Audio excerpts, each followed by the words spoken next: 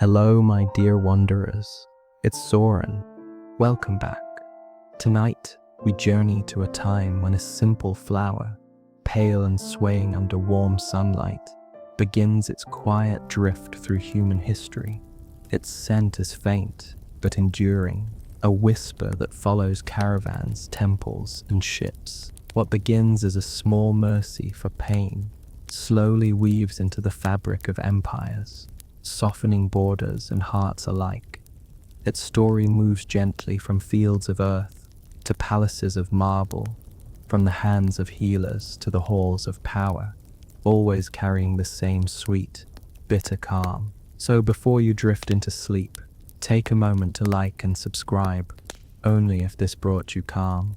Tell me where you're listening from and what time it is for you. Now dim the lights, take a deep breath, and let's drift into tonight's journey together. Before it had a name, it was only a flower, a small thing, soft and persistent, rising through stony soil beneath the early Mediterranean sun. Its petals were fragile, white, pink, sometimes a bruised violet, and in the wind they trembled like thoughts that had not yet decided what they meant. Long before palaces or physicians, before ships and treaties, humans found it by accident. Someone brushed against the green pod, broke the skin, and noticed a thick milk oozing out, white at first, then darker as it met the air. It dried into something that stuck to the fingers. It had a smell both sweet and bitter. No one recorded the first time a person tasted it, of course, but someone must have. Perhaps a restless farmer in the Fertile Crescent, somewhere around 6,000 years before the counting of years began. The crops had not yet been named. Goats and children shared the same shade of dust. The nights were long, and there was fear in them. Then one day came this strange sap, and whoever tried it found that the world softened slightly around the edges. It was easier to breathe. The ache in the bones receded. The stars seemed less watchful. They did not call it opium yet. That word would come from the Greeks much later. For the first few millennia, it was simply a plant that quieted things. Pain, worry, hunger, maybe even thought. The Sumerians wrote about it in their wedge-shaped script, one of humanity's first attempts to trap language in clay. They called it gila, which meant the joy plant. It was a pleasant, optimistic name, as if happiness could be stored in a pot. Their priests grew it carefully along the Tigris and Euphrates, feeding it water drawn from the same rivers that would one day flood whole cities. It was a small mercy in an unpredictable world, something that seemed to answer pain directly, like a god who actually listened. In Egypt, the flower's reputation grew into an art form. The physicians of Thebes, serious men with reeds for pens and long memories for recipes, recorded its uses in the Ebers papyrus. A drop for stomach pain, a little more for sleeplessness, a pinch to calm a crying child, a detail that makes modern readers pause. But in those days, survival meant experimentation. The poppy fields around Thebes were called the Bayan. Even the word sounds drowsy. Ships carried jars of the stuff along the Nile, packed beside grain and linen. Its fragrance drifted through temples and into tombs. By the time it reached Crete, it had already picked up an air of mystery. The Minoans carved a small statue, a woman with poppy pods in her crown, eyes half open, hands raised as if caught between a blessing and a yawn. Archaeologists call her the poppy goddess. She looks calm but not entirely alive, which feels appropriate. When the Greeks took notice, they gave the plant its scientific name, Papaver somniferum, the sleep bringer. They understood the duality that sleep was mercy, but also a rehearsal for death. In Homer's Odyssey, Helen of Troy gives a grieving guest a potion that banishes sorrow. Most scholars suspect It contained opium. For the Greeks, grief was a kind of sickness, and forgetfulness was a cure. The physician Hippocrates stripped away the divine explanations. He spoke of opium as a medicine, useful, dangerous, and above all, measurable. The little made one drowsy. Too much stopped the breath. It was the sort of detail doctors still write in warnings today, though not often in clay.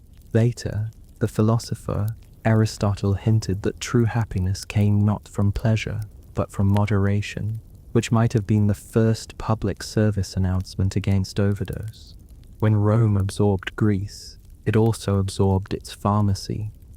The empire was built on engineering, and the Romans were efficient about everything, including comfort. Their doctors prescribed opium for nearly any complaint. Soldiers carried it into battle. Wealthy citizens kept it in small glass vials, labeled duriak, a kind of all-purpose cure that promised to fix what life had broken. Emperor Marcus Aurelius is said to have used it nightly, a philosopher's sleep aid for an empire that refused to stop thinking. But the empire eventually did stop. The roads cracked, the libraries burned, and the recipe books vanished into monasteries, where Latin was whispered more than spoken. For a while, Europe forgot what the poppy could do.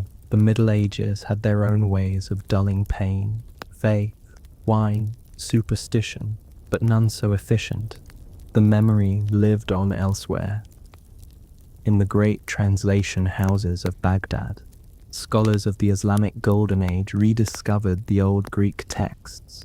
They tested them, refined them, argued about dosages. The Persian polymath Avicenna described opium as both the most useful and the most dangerous of substances. It could silence agony, or it could silence the person entirely. He warned about dependency centuries before anyone called it that. Even then, there were people who could not stop using it, who chased that drifting quiet until their bodies forgot how to stay awake. While scholars debated, merchants carried the product east.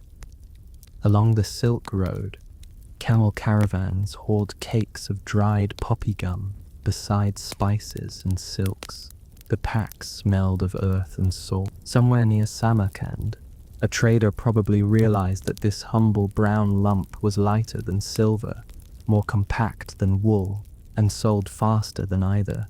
By the time it reached India, the plant had found perfect weather. The Mughal emperors cultivated it under the sun, mixing the resin into drinks and sweets. Court poets praised its ability to open the mind. Officials regulated its sale through licensed shops, though even then the rules bent easily for the right buyer. Emperor Akbar tolerated it.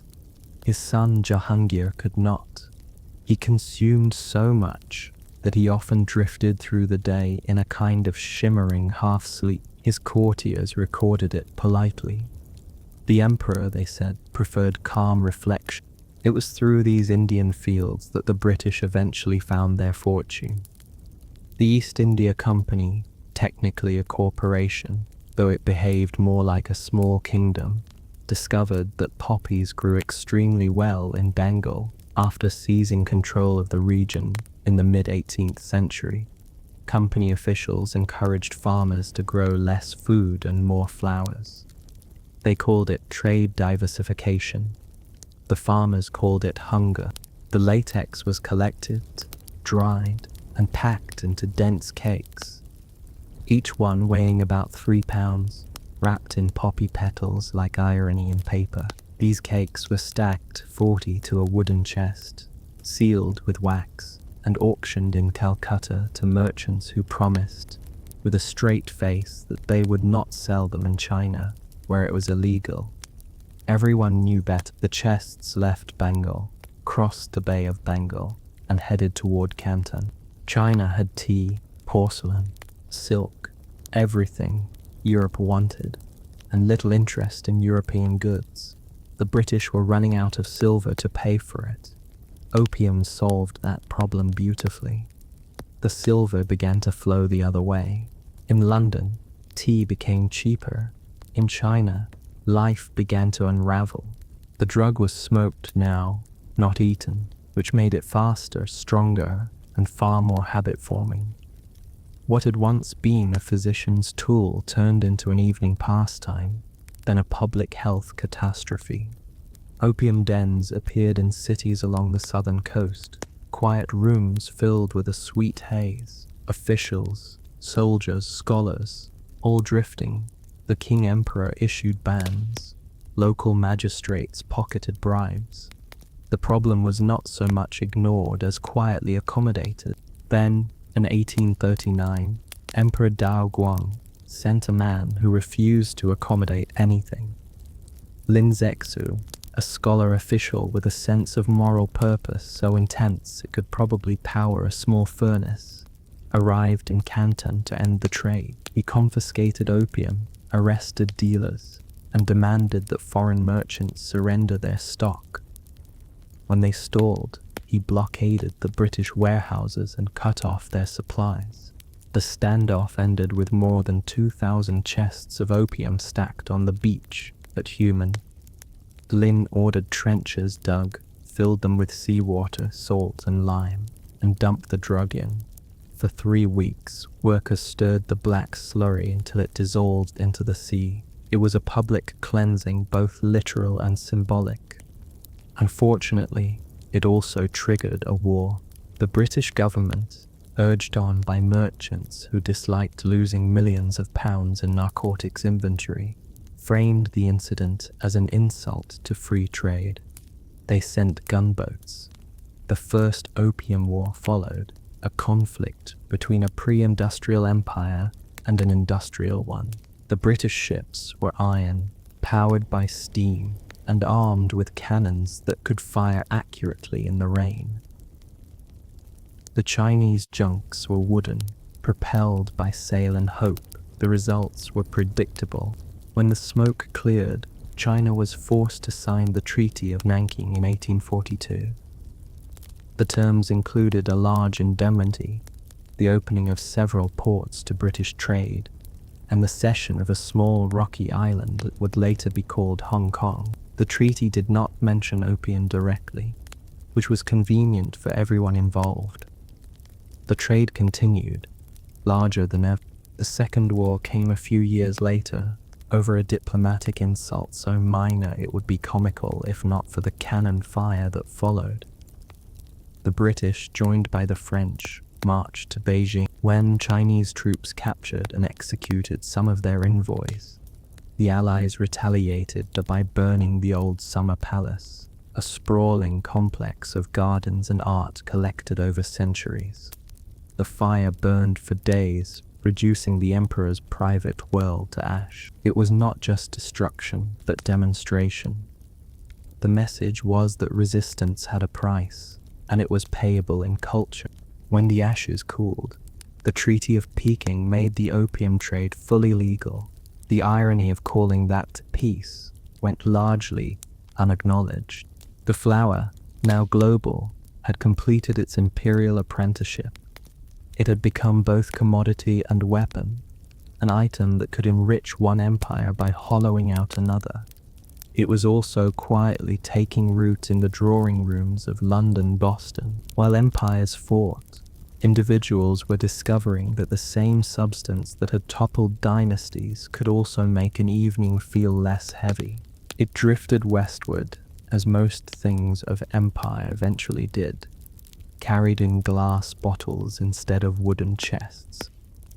In England, it was renamed and rebranded with a faintly medicinal politeness, Laudanum. The recipe was simple: opium dissolved in alcohol, sometimes flavored with cinnamon, saffron, or something sweet enough to disguise the bitterness. The pharmacist Thomas Sydenham, a respected physician of the 17th century, called it God's own medicine. People liked the sound of that. It made the mixture sound both holy and harmless, which was useful when selling it to mothers with teething infants. By the early 19th century, laudanum was everywhere. It cost less than gin and was far more dependable. A bottle lasted a long time, and the relief came swiftly. There was no stigma yet, only gratitude. The streets of London echoed with factory whistles, and the human body had become a machine in need of lubrication. A few spoonfuls after a 14-hour shift worked wonders. In working-class neighborhoods, children were dosed to keep them quiet while their parents labored. It was sold under kind, soothing names: Mrs. Winslow's Soothing Syrup, Godfrey's Cordial, Black Drop. It promised peace, and to be fair, it delivered peace, at least for a while. Among the middle and upper classes, the habit was more discreet.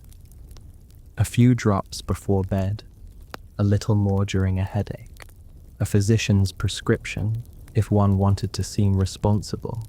The social commentary of the day called it the respectable vice. Alcohol was vulgar, laudanum was refined. It came in elegant glass bottles and left no smell on the breath.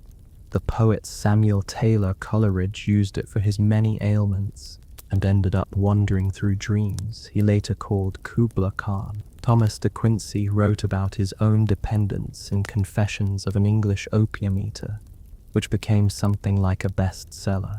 He described both the heavenly calm and the slow descent into nightmare. His readers were fascinated and faintly envious. In those years, almost everyone in Britain knew someone who took it. The Fens region, a damp and aching part of eastern England, reportedly consumed half the country's opium supply. Rural doctors prescribed it for almost everything: coughs, colic, melancholy, childbirth. It was considered no more suspicious than aspirin is now. The advertisements were cozy. They showed cherubic children sleeping soundly, mothers smiling, slogans that promised sweet repose. Only the statistics hinted at trouble: infant mortality, unexplained suffocations, quiet households that stayed a little too quiet. Across the Atlantic, America was doing the same. Patent medicine was the new national industry. Unregulated and wildly creative, bottles of laudanum sat beside tins of tobacco and jars of pickles. People took it for pain, heartbreak, nerves, or boredom. During the Civil War, the wounded were given morphine in quantities no one bothered to count. When they returned home, many found they could not do without it. Doctors gave the condition a name: the soldier's disease. Morphine had been isolated from opium in the early 19th century by a German chemist named Friedrich Saturner.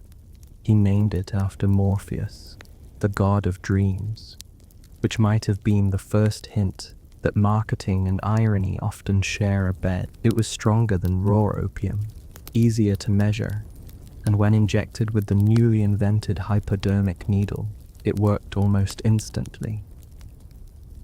Medicine had found precision, or so it believed. Pain was no longer inevitable. It was optional.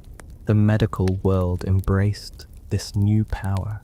Surgeons used morphine before operations. Patients used it after. Mothers received it in labor, and the dying took it to leave quietly. But the line between treatment and habit blurred quickly. The term morphinism appeared in medical journals, describing a peculiar listlessness, a decline in appetite, and a mind that drifted like smoke. Doctors debated whether it was a physical or moral problem. They did not yet understand that it could be both. By the late 19th century, the world had discovered a contradiction it still hasn't solved. Pain can be cured, but not without consequence. Scientists tried to separate the good from the bad, to keep the relief and throw away the craving. In 1898, in a tidy German laboratory owned by Bayer, a young chemist named Felix Hoffmann succeeded, sort of. He acetylated morphine and created a new compound, diacetylmorphine. It worked quickly, killed coughs, and made users feel surprisingly optimistic. His employer needed a name for the new product. The company's marketers noticed that testers described the feeling as heroic, so they called it Heroin. They released it with great confidence. Advertisements showed well-dressed families smiling beside the buyer cross. Physicians received free samples and pamphlets that assured them this new medicine was non-addictive. It could even be used, they said, to cure addiction to morphine. Many tried it on their patients. Some tried it on themselves. It was soon available in syrup, tablets, and injections, recommended for coughs, asthma, depression, and general malaise. For a few years, it seemed like a miracle. Hospitals reported contented patients, restful nights, fewer complaints. Then came the letters. Doctors noticed their cured morphine addicts returning with worse dependencies. Patients who had taken heroin for a persistent cough now needed it to get out of bed. The miracle was short-lived.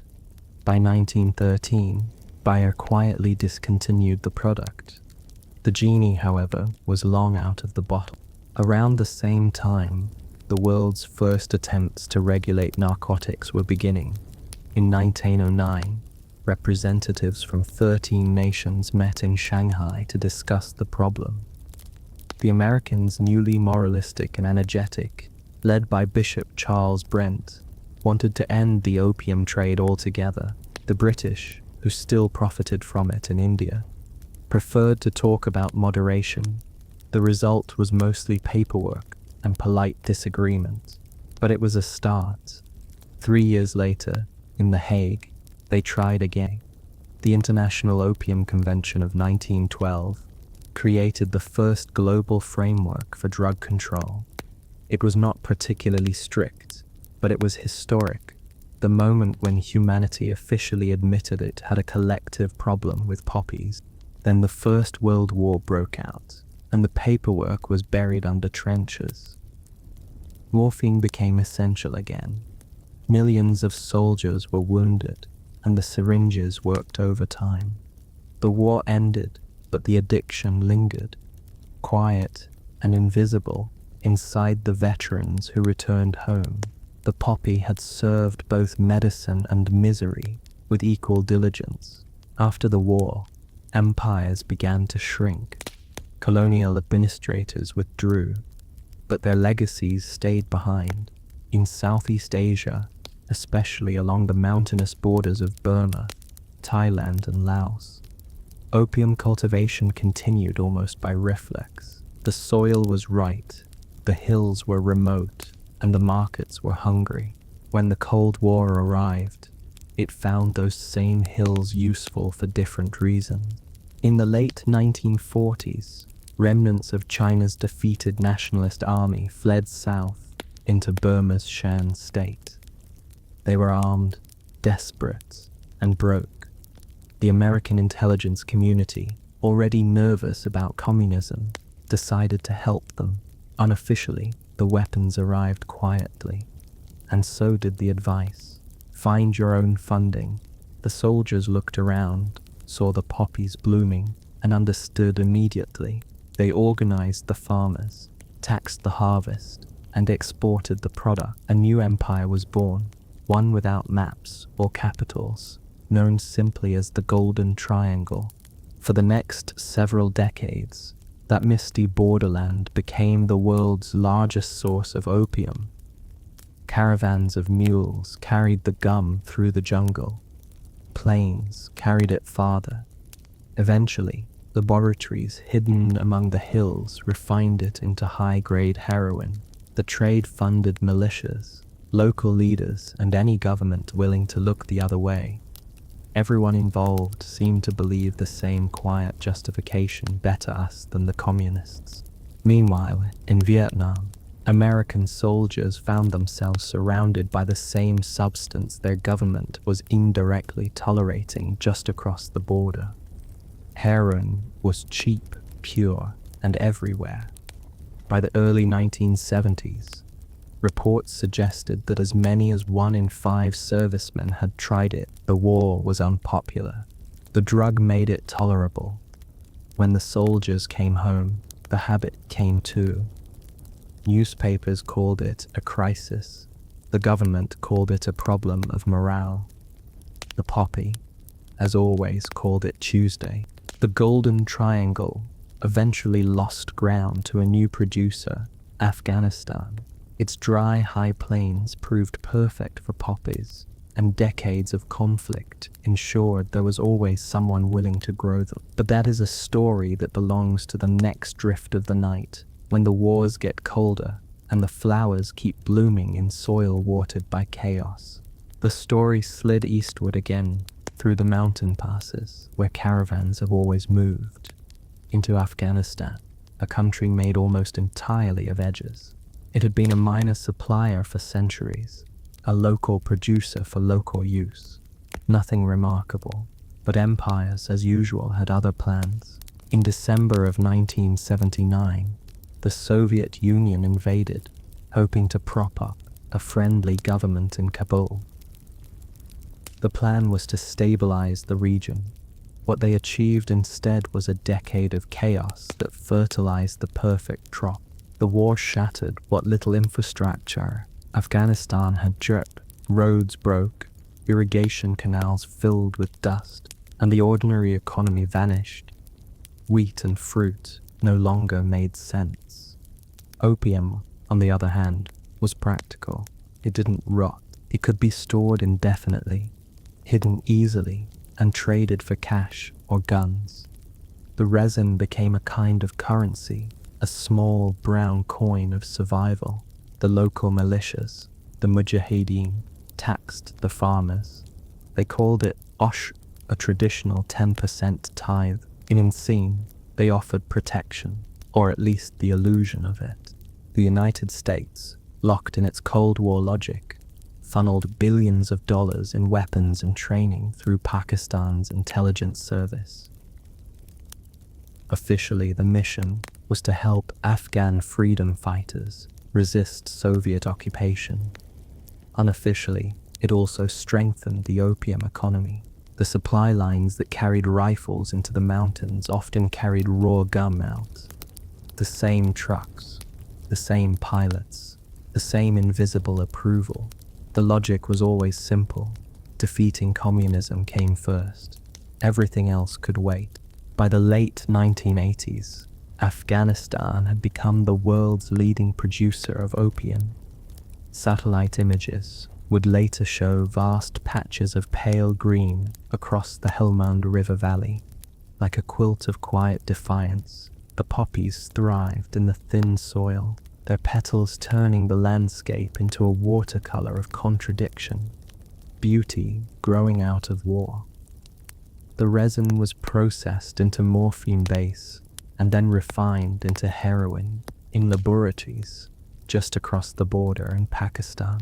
The finished product traveled along old trade routes, renamed as smuggling corridors. It was almost poetic, if poetry could weigh several tons and ruin a generation. When the Soviets finally withdrew in 1989, Afghanistan's war didn't end. The factions that had fought together now fought each other. Commanders became warlords, and the poppy became their treasury. The fields funded weapons, vehicles, bribes, and brief moments of peace. The international community, exhausted from its own geopolitical theater, largely looked away. The Cold War had been won. The cleanup was not their department. In the mid-1990s, from this rubble and confusion, the Taliban emerged. They were young men from religious schools, students, or talibs, who promised to bring order and purity. They moved quickly, taking province after province. Their rules were strict, their punishments severe, and their sense of control absolute. Yet, even they understood the arithmetic of survival. They taxed opium like everyone before them, while publicly condemning it. It was officially sinful, but quietly necessary. Then, in July of 2000, the Taliban did something extraordinary. Their leader, Mullah Mohammed Omar, issued a nationwide decree banning poppy cultivation. The order was enforced with the kind of thoroughness only fear can achieve. Fields were cut down, farmers punished, seeds burned. Within a single growing season, global opium production dropped by more than 90%. The United Nations confirmed it with astonishment. For one brief moment, the world had proof that eradication was possible. Of course, it required an authoritarian regime and the threat of death, which complicated the congratulatory speeches. That strange calm lasted barely a year. In September 2001, the attacks on New York and Washington changed the world's priorities again. The United States invaded Afghanistan, toppling the Taliban within weeks. The new government promised democracy, development, and freedom. It had fewer thoughts about agriculture. The farmers, now free from the Taliban's ban, but trapped in poverty, returned to the only reliable crop they knew. The poppies came back as if they'd been waiting underground, patient and practical. By 2003, the fields had expanded beyond pre-ban levels. By 2006, Afghanistan was supplying about 90% of the world's opium. The trade financed everything and everyone. The local police, the Taliban insurgents, corrupt officials, and warlords who smiled for both sides. Western soldiers drove through seas of white and purple blossoms, knowing that every petal represented both livelihood and threat. Eradication programs burned a few fields each year, mostly for the sake of reports. The following spring, new ones bloomed. Helmand province became the epicenter, a place where the soil itself seemed addicted. The British, who had once fought to sell opium to China, were now deployed to destroy it. History, as usual, enjoyed its irony. The farmers told reporters they would stop growing poppies as soon as someone offered a crop that could pay as well. Wheat did not buy medicine. Grapes did not pay off the local commander. The poppy, as always, made sense. The heroin refined from Afghan opium moved north through Central Asia, west through Iran and Turkey, and east into China. The northern route fed Russia's addiction crisis. The western route fed Europe's, and some of it inevitably crossed the ocean to America. Each stage of the journey involved a new set of hands. Smugglers, brokers, officials, and each pair of hands took its share. The economics were steady, almost comforting in their predictability. In the villages, the consequences were slower, quieter. Farmers became dependent on advance payments from traffickers. When the government tried to enforce bans, they lost their incomes and joined the insurgency. The drug that had once paralyzed empires was now funding endless small wars within one. It was less dramatic than the gunboat diplomacy of the 19th century, but no less effective at keeping a country subdued. As the years drifted by, Afghanistan remained the reluctant king of opium. Every international conference produced statements about progress, and every harvest refuted them. The flower was too good at surviving, too flexible in its alliances. It needed no ideology, no flag, no borders. It simply bloomed where chaos provided sunlight. In the cities far away, another version of the same story was unfolding. Cleaner, whiter, and packaged in prescription bottles. The poppy had found a new disguise, one that looked entirely legitimate. It would not need smugglers this time. It would have sales representatives, glossy brochures, and doctors who believed they were helping. The next empire to fall asleep under its influence would not be an ancient dynasty or a distant colony. It would be modern, comfortable, and certain it was safe. It began, as so many modern crises do, in a boardroom that smelled faintly of carpet glue and ambition. The 20th century had ended with remarkable confidence in medicine. Antibiotics had conquered infection, vaccines had tamed disease, and the pain that haunted earlier generations now seemed like an outdated superstition. Doctors were encouraged to believe that suffering, like smallpox, could be eliminated with the right dosage. All that remained was to find the perfect pill. In 1996, a family-owned pharmaceutical company in Connecticut, Purdue Pharma, announced it had done just that.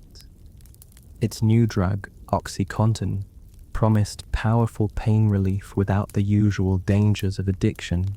The secret, they said, was in the design.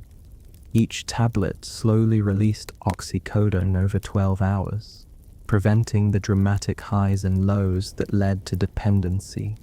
It was the technological equivalent of moderation.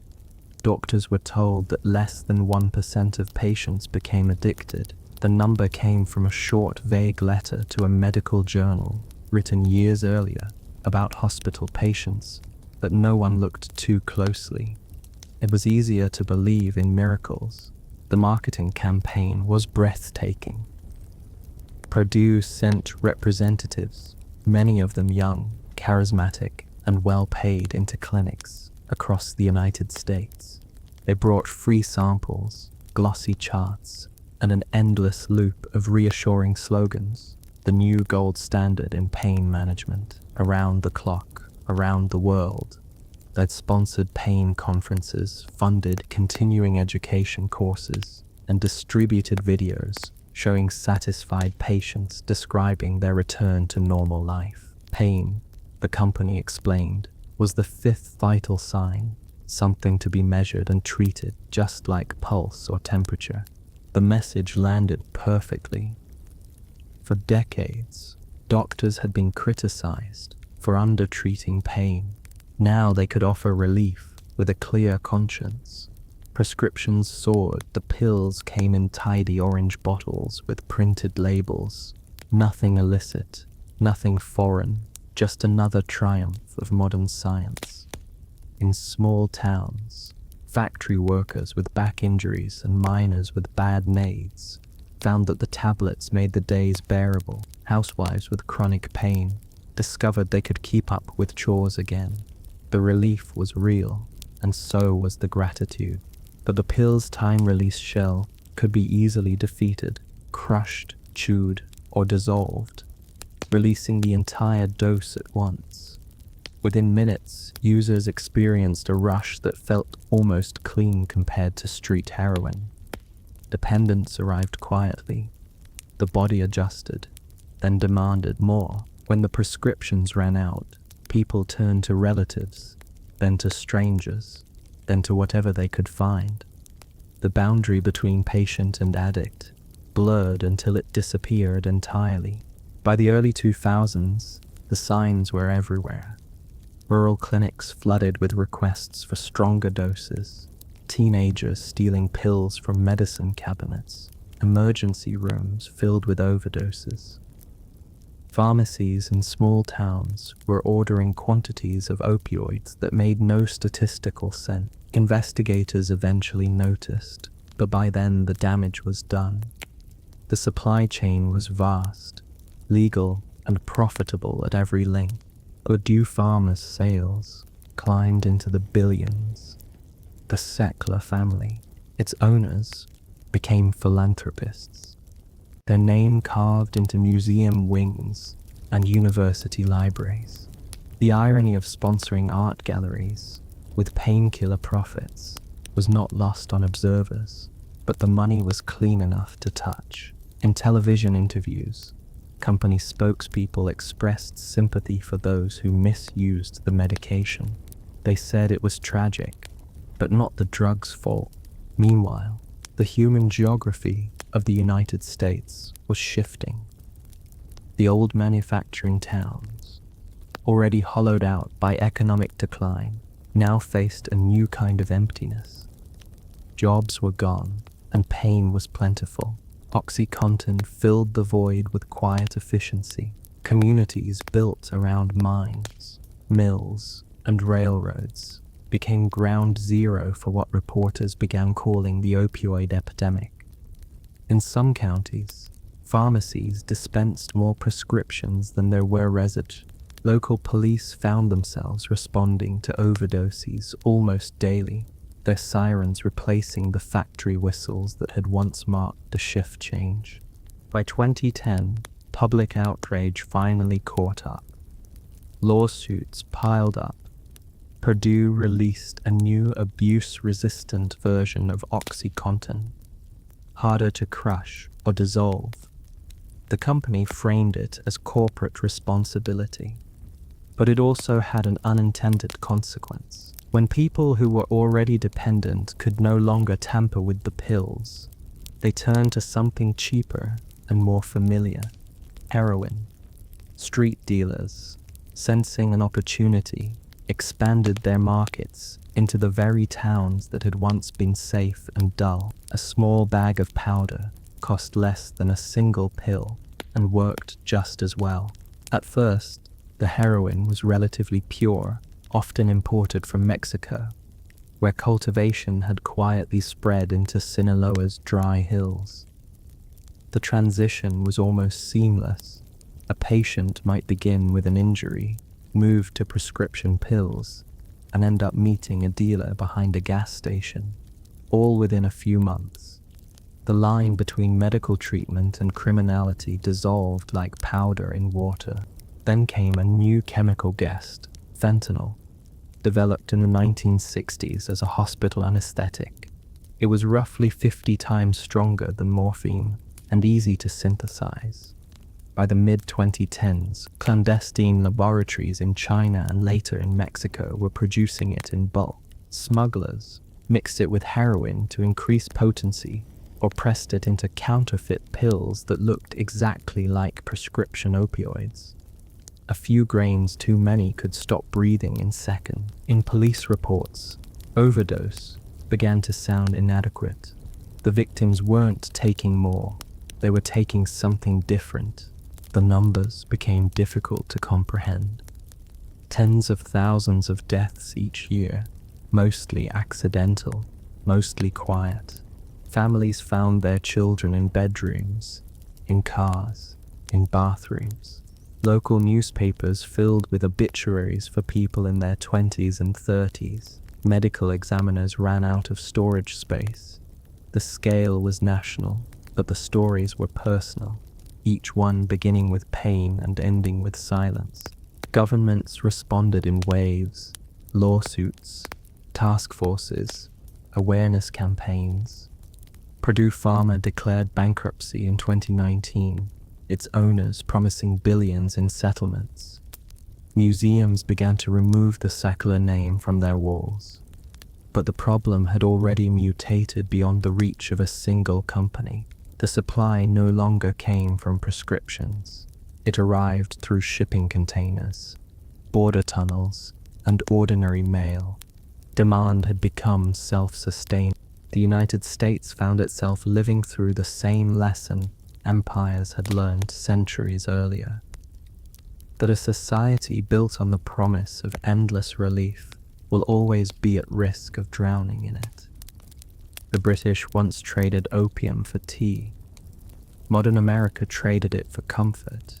The result was the same: dependence that stretched from the individual to the state. The flower had simply changed its costume, moving from fields to factories, from pipes to pills. Even now, the cycle continues. In some rural areas, treatment centers have replaced mines as major employers. In cities, naloxone kits hang on walls like modern fire extinguishers. Children learn what to do when someone stops breathing. A generation has grown up knowing the word opioid before they can spell addiction. The poppy, meanwhile, remains patient, blooming in faraway fields and in chemical blueprints, indifferent to the chaos it leaves behind. As the 21st century drifts forward, New crises have taken the headlines: pandemics, wars, and weather. But the quiet epidemic hums underneath, like the low note of a machine that never turns off. The drug that once paralyzed empires now seeps through them. Less visible, but no less steady. And the story, long as it is, still has no ending, only continuations disguised as cures. It lingers now in memory more than geography, a ghost of a plant that still blooms wherever pain is abundant and oversight is scarce. 5,000 years after those first Neolithic farmers scraped its milky tears, the poppy remains exactly what it has always been, both miracle and menace, comfort and collapse. Empires have fallen around it, yet it keeps growing, quietly patient, waiting for the next civilization to believe it can handle the bargain. Afghanistan's fields still shimmer under the sun. Even after decades of war and declarations of reform, the poppies persist, stretching across valleys like pale smoke. Every few years, someone new arrives, promising eradication. Foreign aid experts propose alternative crops. Politicians announce new laws. Commanders pledge loyalty to whatever banner seems safest that month. Then the harvest comes, and the resin bleeds again, and the money flows through the same dusty channels. When the Taliban returned to power in 2021, they announced another ban, an echo of Mullah Omar's decree. 2 decades earlier, the world waited to see if they meant it. The truth, as usual, was complicated. Fields were burned, but others quietly replanted. Farmers nodded. Officials pretended not to notice, and the poppy went on pretending to die. In the laboratories of other countries, the flower has been replaced by formulas. Synthetic opioids now dominate the trade, their power measured not in fields per acre but in micrograms per tablet. Chemists design analogues faster than governments can outlaw them. A few adjustments to a molecule, and a banned substance becomes a legal novelty until it kills someone, and then the process begins again. The poppy's ghost no longer needs soil. It has learned to bloom in spreadsheets. The global system that once required ships and sailors now fits inside a shipping envelope. Powder travels in grams instead of tons, hidden in vacuum-sealed bags and mislabeled packages. The route from factory to attic is almost instantaneous. What once took months of transport over seas and deserts now crosses borders in hours. It is the Silk Road reborn in digital form, anonymous and efficient, managed by algorithms rather than caravan masters. For ordinary people, the poppy has become invisible. It doesn't appear in parades or politics. It sits quietly in the background inside pain clinics, emergency rooms, and online pharmacies that promise discretion. Each overdose is a small, silent note in a symphony too large to hear all at once. There is no great battle anymore, no treaty to mark the turning point. Just individuals scattered and private, chasing the same brief hush that ancient priests once called divine. When historians write about this long relationship, they tend to emphasize its tragedies, the wars, the famines, the treaties signed at gunpoint. Yet underneath all that is something simpler, even mundane, the human wish to stop hurting. Every age has its own version of the search. The Sumerians prayed to gods, the Victorians trusted chemistry, the modern world signs forms and checks dosages. The goal hasn't changed, only the tool. There's a strange symmetry in realizing that the same plant that soothed a child in ancient Thebes still sits, in chemical disguise, inside a suburban medicine cabinet. The bottles look cleaner now, the labels more precise, but the dream is identical: to rest, to forget, to make pain a manageable rumor. We keep thinking we've outgrown it, and we keep being wrong. Museums display the relics of this story: bronze pipes, opium scales, faded medicine bottles, embossed with promises of gentle sleep. They sit behind glass, perfectly safe, while outside the doors people still line up at clinics, asking for relief. The contrast is almost comforting, a sense that the danger is historical, something conquered, but it isn't. The poppy never really retires, it just changes costume. Every empire that tried to control it eventually learned the same lesson. Power is never as strong as need. The British discovered it when they turned medicine into commerce. The Chinese learned it when their citizens couldn't stop smoking what their rulers had outlawed. The Americans are still learning it, one settlement and one funeral at a time. The poppy doesn't care who profits or who perishes. It doesn't even care if it's natural or synthetic. Its loyalty is to the chemistry of relief, and that chemistry has no politics. When the archaeologists of some future age dig through the ruins of our cities, they might find small orange bottles among the plastic and concrete. They will study the labels: OxyContin, hydromorphone, fentanyl, and wonder how many of these were cures and how many were surrender. They may even marvel at how a species so inventive could spend millennia perfecting the same mistake. For now, the story continues quietly. The fields in Afghanistan shimmer. The labs in Mexico hum.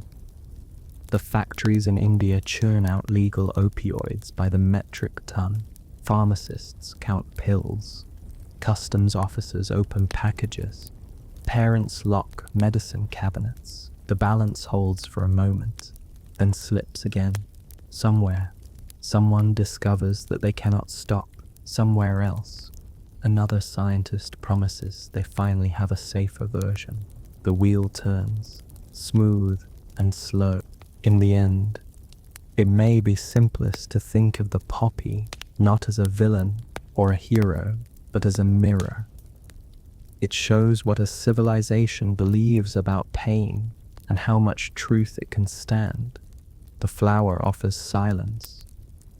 We provide the reasons for wanting it, and as long as those reasons remain, the poppy will bloom, quietly, beautifully, and without remorse, reminding us that history rarely ends. It only drifts into repetition.